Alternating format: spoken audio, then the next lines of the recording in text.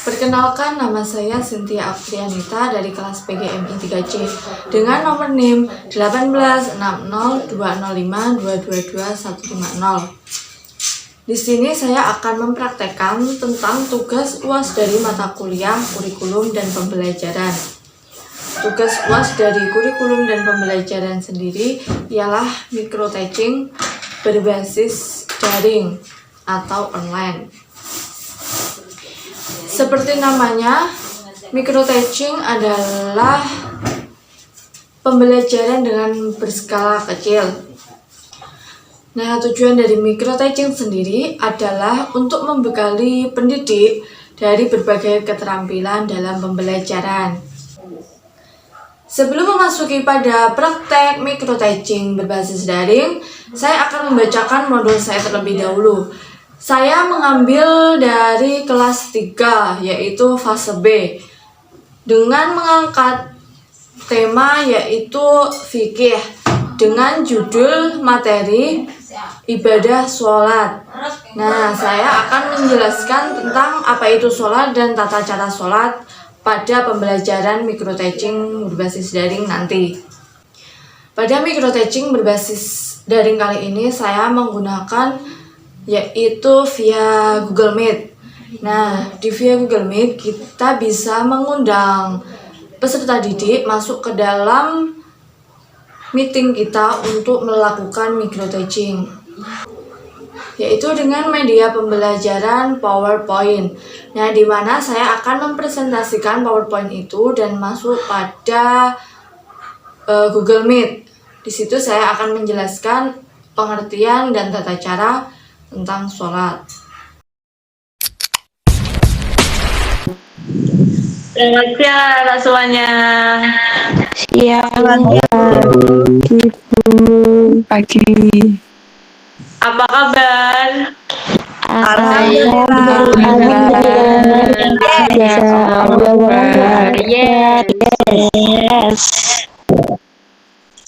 Gimana siang kali ini? Apakah anak-anak masih semangat semuanya? Semangat sekali. Apakah tadi sudah makan? Belum.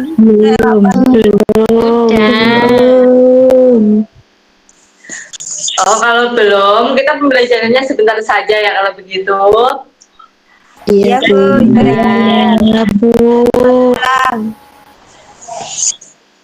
Kali ini kita sudah masuk pada pertemuan kedua. Kita akan membahas apa, anak-anak? Sholat. Terus pinter. Apakah ada yang tahu anak-anak apa itu sholat? Sholat itu menyembah Allah yang harus dilakukan, yang ada tahiyatnya. rukun Islam kedua. Ya, baik, semuanya benar. Oke, kali ini saya akan menjelaskan tentang pengertian sholat dan tata cara sholat. Nah, bisa dilihat di sini bahwa sholat adalah salah satu jenis ibadah di dalam agama Islam yang dilakukan oleh orang Muslim.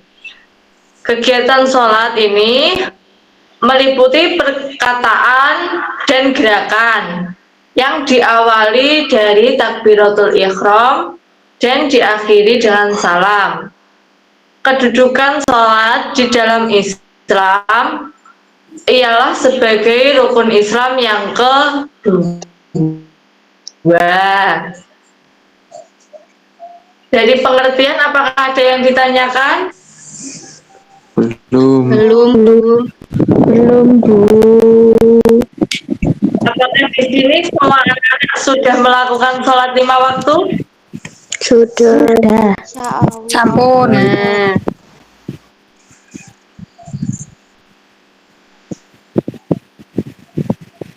Baik, kalau begitu, apakah tata cara sholat anak-anak sekalian sudah benar?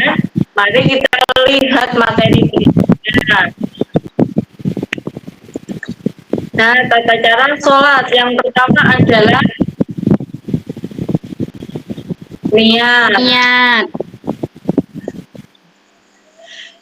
Niat adalah keinginan dalam hati untuk melakukan suatu tindakan yang ditujukan hanya kepada Allah. Misalkan saja pada sholat subuh. Ada yang tahu niat dari sholat subuh? Saya tahu, Bu. Ya, baik, bisa dibacakan. Usolli fardhu subhi rak'ataini mustaqbilal qiblati adaan lillahi ta'ala. Pintar sekali. Apakah di sini semuanya niat sholat subuhnya sama? Apakah ada yang berbeda? Sama, Bu. Sami. Alhamdulillah. Baik, masuk tata cara yang kedua, yaitu takbiratul ihram. Ada yang tahu bacaan takbiratul ihram?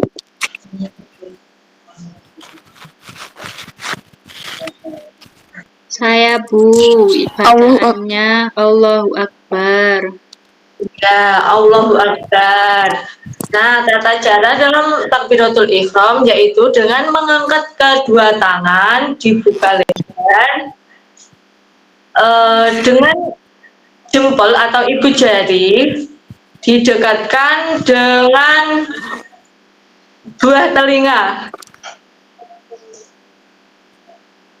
Jadi tangannya membuka lebar dengan didekatkan ke buah telinga.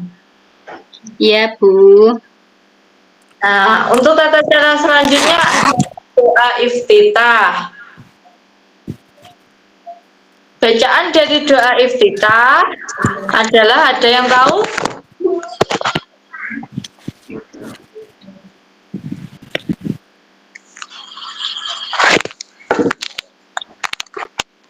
Saya mau membaca Bu. Oh, ya boleh kalau mau membaca. Ya. Bismillahirrahmanirrahim. Kabira walhamdu kabira walhamdulillahi katsira wa subhanallahi bukratan wa asila. Inni wajjahtu wajhiya lilladzi fataras samawati wal ard hanifan musliman wa ma ana minal musyrikin. Inna sholati wa nusuki wa mahyaya wa mamati lillahi rabbil alamin la syarika lahu wa bidzalika umirtu wa ana minal muslimin. Amin. Nah, itu yang dibacakan teman tadi adalah doa iftitah. Nah, selanjutnya tata cara sholat yang selanjutnya adalah membaca surah Al-Fatihah. Di sini semua sudah hafal kan dengan surat Al-Fatihah? Sudah Bu. Nah, dalam sholat, surat Al-Fatihah itu dibaca pada setiap rakaatnya. Jadi setiap rakaat harus wajib membaca surah Al-Fatihah.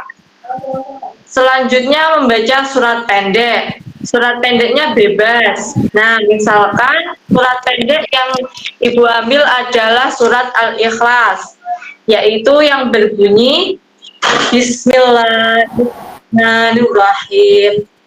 Qul huwallahu ahad. Allahus samad. Lam yalid wa lam yulad wa lam yakul lahu kufuwan ahad. Nah, itu misalkan contoh dari surat pendek. Surat yang lain. Apakah ada yang tahu surat-surat yang lain apa saja? Surat Al-Lahab. Nah, baik. Ya, surat Al-Lahab boleh. Surat Al-Fil boleh, surat An-Nas boleh, dan surat Nas. Iya, itu juga boleh.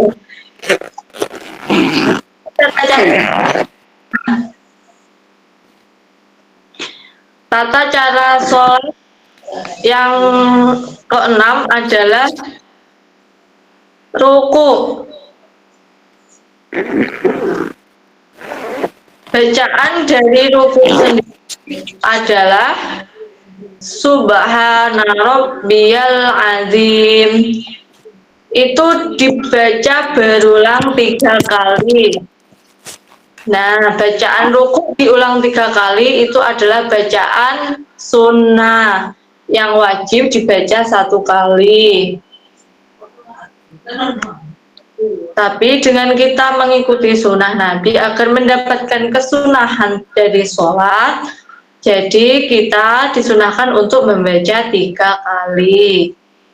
Nah, selanjutnya iktidal. Iktidal yaitu bangun dari ruku. Tata caranya sama seperti dengan takbiratul ihram ya. Nah, dengan takbiratul ihram yaitu dengan mengangkat kedua tangan, dengan membaca Sami Allahu liman hamidah. Lalu tangannya langsung diturunkan dan melanjutkan lafaz dari iktidal.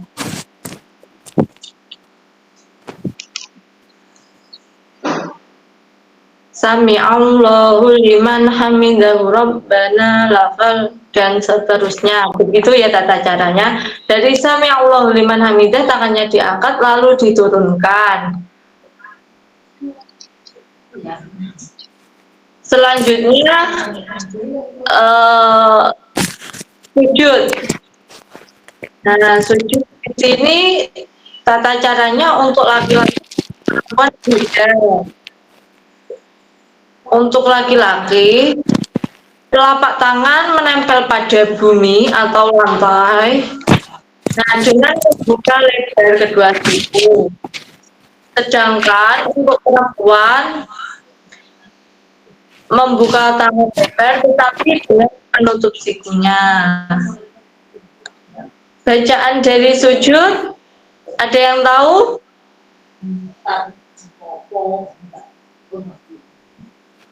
Nah, bacaan dari sujud adalah Subhana Rabbiyal A'la wa Bihamdi. ya, pintar sekali. Sama seperti sujud, untuk membacanya berulang 3 kali adalah sunnah.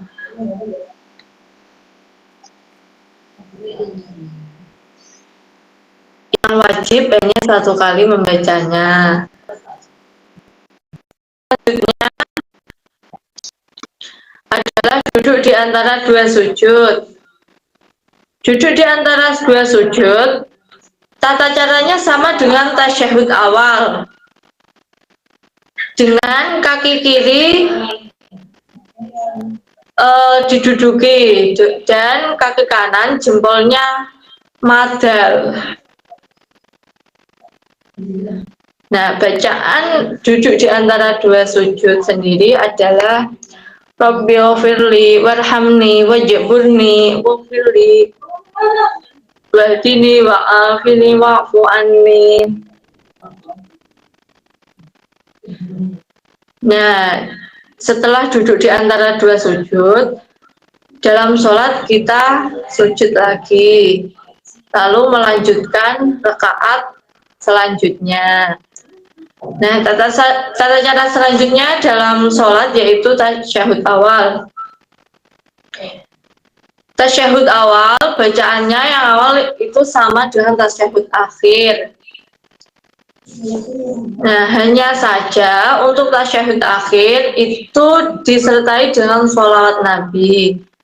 Sedangkan tasyahud awal hanya berhenti pada Rasulullah, begitu. Nah, bacaan dari tasyahud awal, At-tahiyyatu thayyibatu lillah. Assalamu alayka ayyuhan nabiyyu wa rahmatullahi wa barakatuh. Assalamu alayna wa ala ibadillahis sholihin. Asyhadu an la ilaha illallah. Nah, pada kalimat asyhadu an la ilaha illallah itu tangan kanan dalam posisi menunjuk. Lalu itu dilanjutkan dengan bacaan Sallallahu ala Muhammad wa asyhadu anna Muhammadar kita ulang jadi asyhadu alla ya. Asyhadu alla ilaha illallah wa asyhadu anna Muhammadar Rasulullah. Lalu di situ kita langsung berdiri untuk melakukan rakaat selanjutnya. Untuk tata cara selanjutnya adalah tasyahud akhir. Nah, tasyahud akhir bacaannya sama, yang awal sama dengan tasyahud awal, tetapi ditambahin dengan sholawat Nabi. Jadi bacaannya tambahannya yaitu Allahumma sholli ala sayyidina Muhammad wa ala ali sayyidina Muhammad kama shallaita ala sayyidina Ibrahim wa ala ali sayyidina Ibrahim dan seterusnya. Begitu tasyahud akhir. Pembedaannya dengan tasyahud awal cuma hanya pada sholawat nabinya.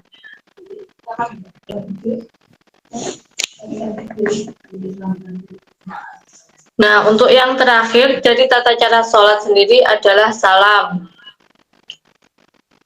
Dalam sholat salam, yang pertama kita menengok ke kanan, lalu menengok ke kiri. Nah, salam sendiri juga begitu. Untuk yang menengok ke kanan itu wajib, dan yang menengok ke kiri itu sunnah. Salamnya juga sama seperti salam-salam biasanya, yaitu Assalamualaikum warahmatullah. Seperti itu. Itu yang wajib. Yang kalau semuanya biar mendapatkan kesunahannya kanan dan kiri jadi begini. Assalamualaikum warahmatullah. Jangan lupa tumakninahnya. Lalu Assalamualaikum warahmatullah. Itu.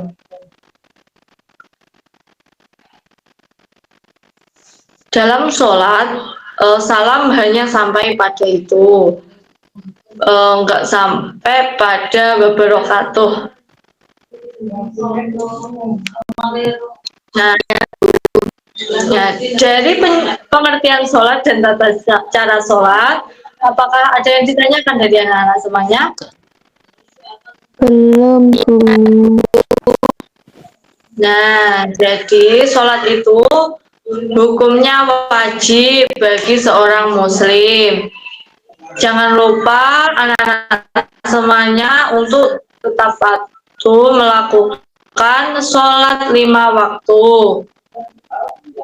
Jangan sampai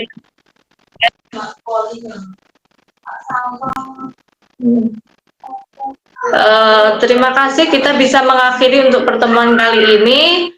Dan pertemuan selanjutnya kita akan membahas tentang hikmah-hikmah sholat. Jadi sholat itu juga ada hikmahnya. Bagaimana kita melakukan sholat di awal waktu, itu ada hikmahnya.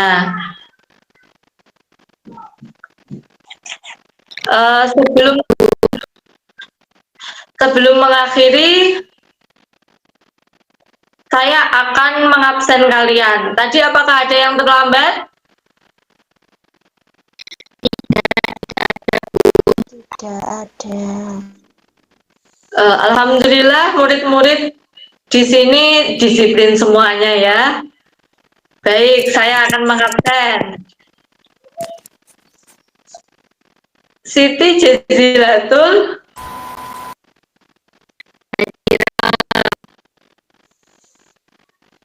Selanjutnya, Ilhama.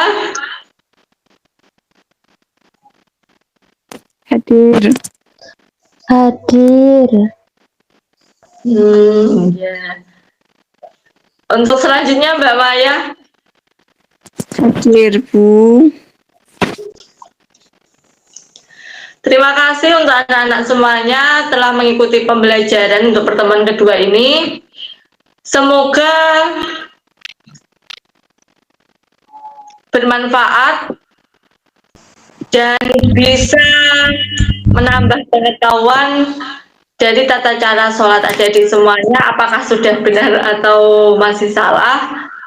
Semoga materi kali ini bisa mengevaluasi. Oke. Baik, sampai jumpa untuk pertemuan selanjutnya.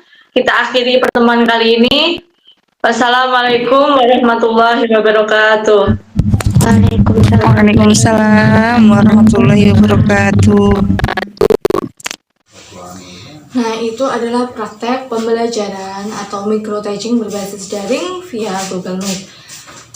Dalam micro teaching, elemen-elemen yang bisa kita dapatkan yaitu kelebihan dari micro teaching sendiri. Kita bisa meningkatkan fokus kita pada satu keterampilan dan satu topik tertentu. Juga micro teaching ini lebih efektif dalam pembelajaran. Kita juga bisa mendapatkan umpan balik secara langsung dari pengamat. Tapi di balik kelebihan dari micro teaching juga terdapat kelemahannya. Yaitu kelemahan dari micro teaching itu sendiri tidak memberikan pengalaman belajar yang sama seperti di dalam kelas. Juga itu membutuhkan sumber daya yang banyak untuk melakukan micro teaching itu sendiri. Juga sulit untuk mereplikasikan situasi yang sebenarnya di dalam kelas. Teori psikologis yang bisa kita ambil yaitu dari teori kognitif dan teori motivasi. Nah, kognitif tersendiri di mana membantu guru untuk memahami bagaimana informasi yang bisa dicerna oleh peserta didik. Sedangkan motivasi, kita juga membantu guru untuk memahami faktor apa saja yang untuk memahami motivasi untuk belajar bagi peserta didik. Umpan balik sendiri dari micro teaching ini adalah apakah mereka sudah memahami pembelajaran serta bagaimana mereka dapat meningkatkan keterampilan dari pengajaran mereka. Jadi dalam evaluasi micro teaching ini kita juga harus mengetahui bagaimana interaksi antara guru dan siswa, keterlibatan siswa, juga penggunaan strategi di dalam micro teaching nanti, dan juga penggunaan bahasa nonverbal, juga kemampuan untuk pengolahan kelas itu bagaimana. Jadi dengan kita memperhatikan aspek-aspek ini selama micro teaching, guru dapat bisa mengevaluasi kegiatannya. Demikian tugas yang bisa saya buat, ada kurangnya mohon maaf. Wassalamualaikum warahmatullahi wabarakatuh.